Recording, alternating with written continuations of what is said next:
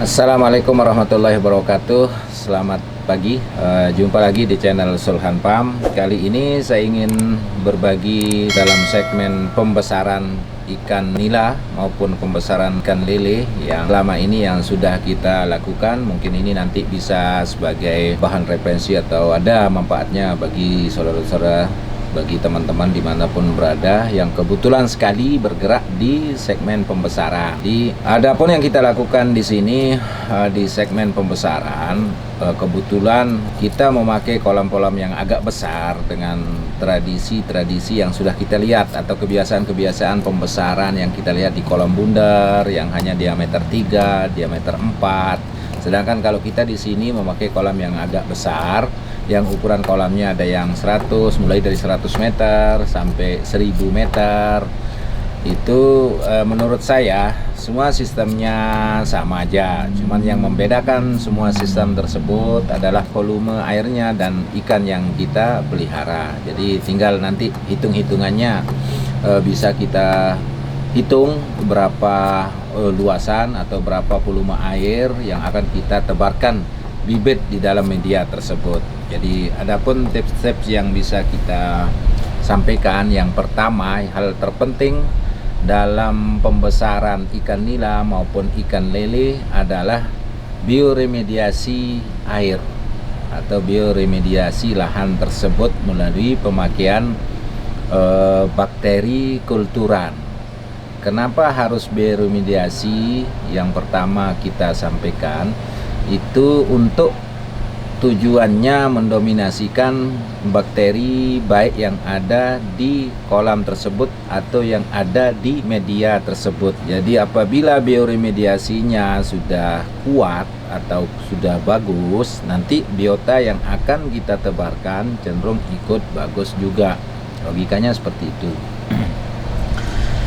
Jadi tahapan-tahapan yang harus kita lakukan dalam pembesaran ikan nila maupun ikan lele, itu yang pertama persiapan airnya. Jadi di persiapan airnya adalah poin penting yang harus teman-teman lakukan. Di persiapan airnya kita usahakan dominasi bakteri melalui pemakaian bakteri kulturan untuk perawatan airnya, untuk persiapan airnya itu harus benar-benar kuat, harus benar-benar melimpah. Istilahnya dengan dosis pemakaian yang sudah kita sampaikan di video sebelumnya, dosis molasenya 10 ppm dan dosis bakteri kulturanya 100 ppm. Itu pun kita lakukan selama rata-rata 10 sampai 12 hari. Jadi tahapannya seperti ini. Yang pertama kita masukkan air di dalam media tersebut, apakah itu bak beton, apakah itu kolam bundar, apakah itu kolam persegi. Intinya kita sudah tahu ukuran kolam atau volume air dalam kolam tersebut. Tinggal yang pertama kita masukkan air, selanjutnya kita kasih kapur. Rata-rata dosis kita pakai kapur di sini 100 ppm atau 100 gram per meter kubik air. Dan selanjutnya setelah kapur, dan jenis kapur yang kita pakai kebanyakan kita pakai kapur gamping atau kapur tohor. Untuk selanjutnya di hari berikutnya baru kita tebar yang kita istilahkan POK, pupuk organik kental. Pupuk organik kental ini berbahan pakan tepung yang ukuran 0 yang kita fermentasi selama 7 hari. Itu dosisnya kita pakai 100 mili per meter kubik air atau 100 ppm. Dan di hari selanjutnya lagi kita pakai POC air atau pupuk organik cair yang sudah kita buat melalui kultur bakteri yang sudah kita jelaskan di video sebelumnya.